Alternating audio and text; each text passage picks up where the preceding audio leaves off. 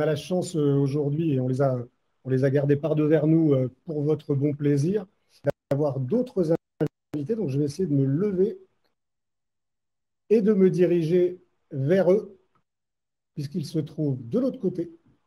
De l'autre côté de notre plateau, ça me permet de vous montrer un petit peu aussi, si j'y arrive, de vous montrer un petit peu l'espace.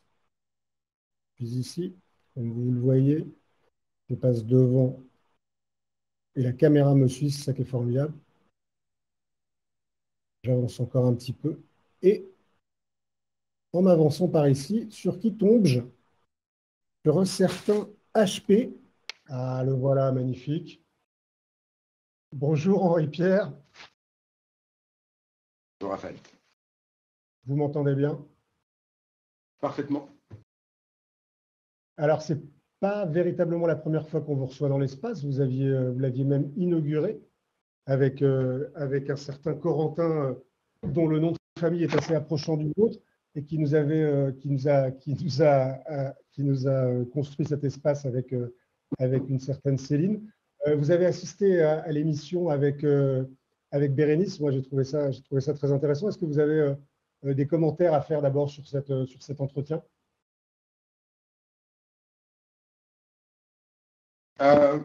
Des commentaires, oui, il y a plein de commentaires qu'on pourrait faire sur la situation aujourd'hui économique en France et en particulier sur l'immobilier. Ce qui est intéressant, c'est de voir que Bérénice est journaliste, donc elle a une vision plutôt panoramique de ce qui se passe et c'est bien de voir des journalistes optimistes aujourd'hui alors que on a souvent tendance à croire que les journalistes sont là pour bien que la politique de la peur marche très bien quand on veut faire le buzz.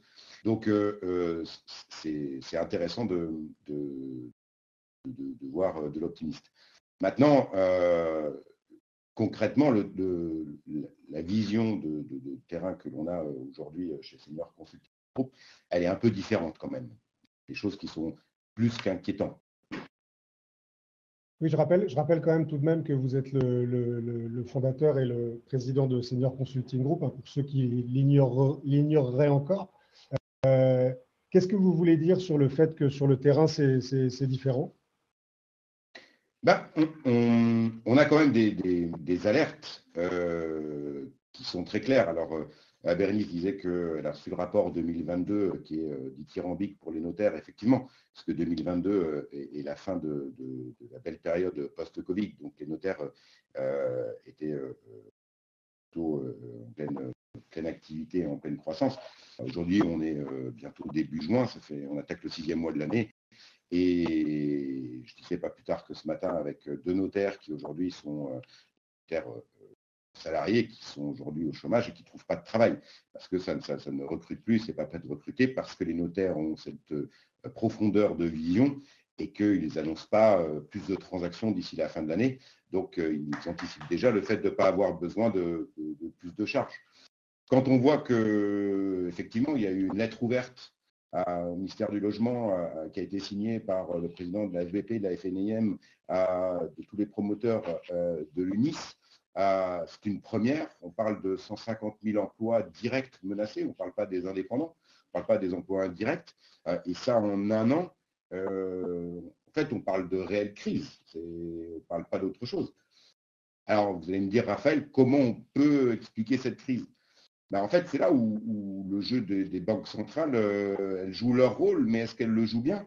Effectivement, quand on a une inflation qui démarre comme on l'a connu mi-année dernière, on a une inflation à 2 chiffres et il n'y a pas beaucoup de leviers pour endiguer une inflation. Les BCE ont pour les banques centrales, et dont la BCE, parce que c'est elle qui nous concerne, ont pour objectif d'endiguer l'inflation. On veut tous une inflation, mais qu'elle soit mesurée. L'idéal, c'est toujours ce fameux chiffre de 2% par an qui permet une croissance continue. Mais là, on se retrouve avec une inflation qui a été complètement hors de contrôle. Donc, on augmente les taux pour casser cette inflation. Mais à côté, ça crée ce qu'on est en train de vivre. C'est-à-dire que ça crée un marché de l'immobilier complètement en train de se geler et avec des répercussions, et ça, Bérénice en a bien parlé, qui vont être très complexes. Alors, elle a fait un appel au gouvernement, fait un appel en tout cas, mais c'est vrai que là, il faut agir. Et autant on ne peut pas agir sur les choix de la BCE, mais on peut agir sur les banques. Les banques, elles ont un devoir de soutenir l'économie parce que là, elles ne prêtent plus ou beaucoup moins. Donc, elles vont engendrer des liquidités et un nombre de liquidités. Il va bien falloir qu'elles les utilisent à un moment. Donc, là, elles ont tout serré. Les règles sont drastiques. Mais c'est comme si on était en train dans une cocotte minute, on presse, sauf qu'à un moment donné, il faut faire quelque chose. Donc, voilà une analyse. Alors, tout n'est pas dramatique, on peut encore acheter, on peut encore... mais ce marasme anxiogène, et nous on parle par rapport aux retraites, aux seniors, parce que c'est le cœur de métier de Senior Consulting Group, n'est pas propice à la croissance. Or, et je finirai par là, je m'excuse d'être un peu long, or, l'augmentation des taux de la BCE a pour conséquence aussi d'augmenter la dette de la France, puisque quand on emprunte à 0% et quand on emprunte à 5%, au moins, c'est pas la même chose. Ouais, donc, s'il n'y a pas de croissance, on va se retrouver dans une situation plus que complexe fin 2023 et ce serait bien que pour une fois, on ait un peu une vision, qu'on nous explique la vision à moyen long terme, ne serait-ce que pour rassurer, puisqu'on sait que quand l'économie et la vision est rassurante, l'économie reparle d'elle-même. On aura l'occasion d'en reparler avec d'autres invités, puisqu'il est question d'ailleurs d'y recevoir des personnalités politiques.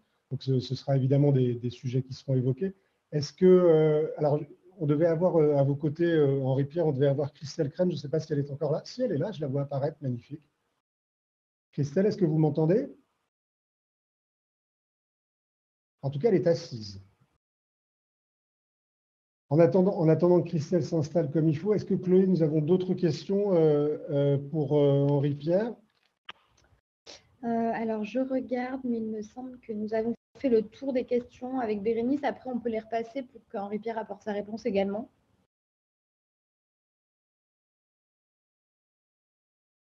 Je crois qu'Henri Pierre est revenu assez largement sur ce qu'avait dit Bérénice. C'est vrai qu'il y aurait beaucoup à dire, ça pourrait durer très longtemps, mais peut-être sur des questions plus juridiques et peut-être sur le notariat en particulier. Christelle, est-ce que vous m'entendez? Alors oui, j'ai un petit souci de micro, mais c'est résolu. Et on vous entend. On ne vous voit pas, mais on vous entend. Voilà. Oui, alors sur le notariat, pardon. Christelle, pour qu'on puisse vous voir, si vous voulez rentrer dans le Google Meet, comme ça on vous verra aussi. Alors, pas qu'HP nous déplaise, mais...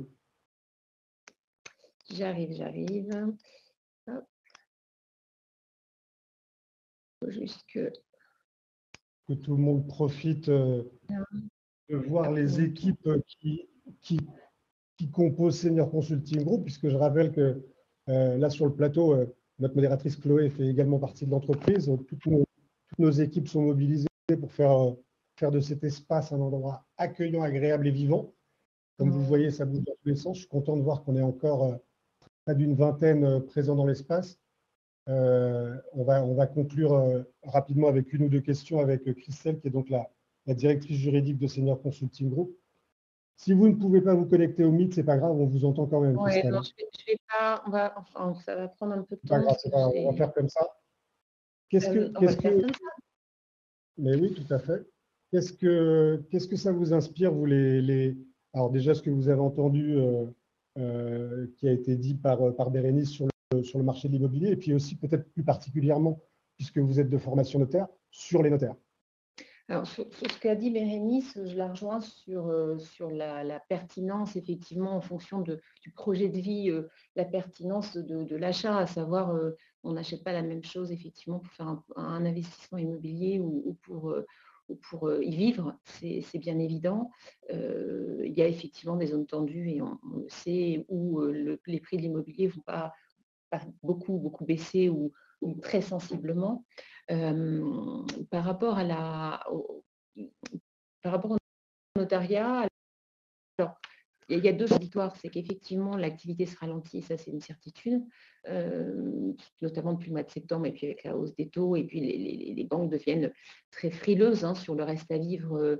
On sait qu'autrefois, on avait ce fameux seuil des 30% de taux d'endettement, et qu'aujourd'hui, ces 30% de taux d'endettement, ils sont vraiment appliqués beaucoup plus strictement, puisqu'on considérait que s'il y avait un reste à vivre important, on pouvait passer les 35% sur certains gros revenus. C'est même plus vrai aujourd'hui, ou alors vraiment de façon très identifiée, c'est-à-dire que certains clients, on va les faire passer, mais il y en a un quota au niveau des banques et elles ne s'en cachent pas.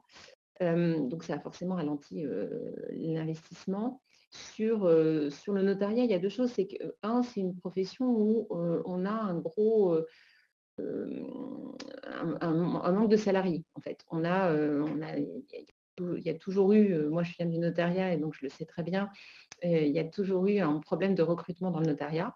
Alors c'est moins vrai effectivement peut-être dans les grandes villes, mais voilà, on sait que le notariat, de façon traditionnelle, souffre d'une pénurie de personnel, et nous, à notre échelle aujourd'hui, chez Senior Consulting, on s'en rend compte, puisque on a parfois des clercs de notaire qui nous disent franchement que voilà, ils préparent les actes 2, 3, 4 jours à l'avance parce qu'ils ont trop de travail. Donc, c'est pas une vue de l'esprit. Et donc, effectivement, même si l'activité ralentit, je pense que ça reste une profession où aujourd'hui, il y a quand même des carences de personnel. Au niveau de l'investissement, moi, ce que je voulais rajouter, c'est qu'on voit aujourd'hui aussi une nouvelle attractivité, c'est la vente à terme.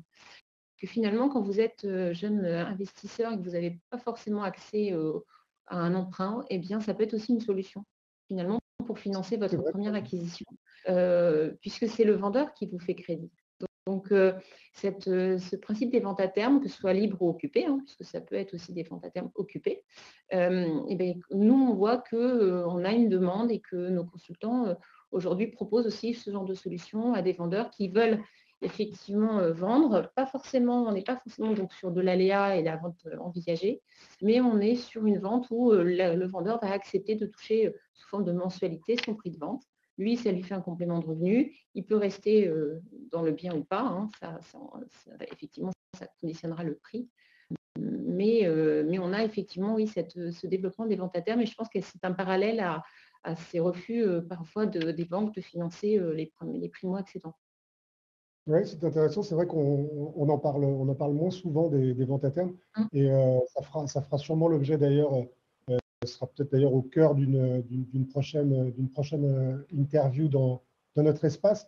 Je vais conclure à présent en remerciant tous nos invités. En premier lieu, vous, Christelle, merci beaucoup d'être passée nous voir. Marie-Pierre aussi. Merci à tous les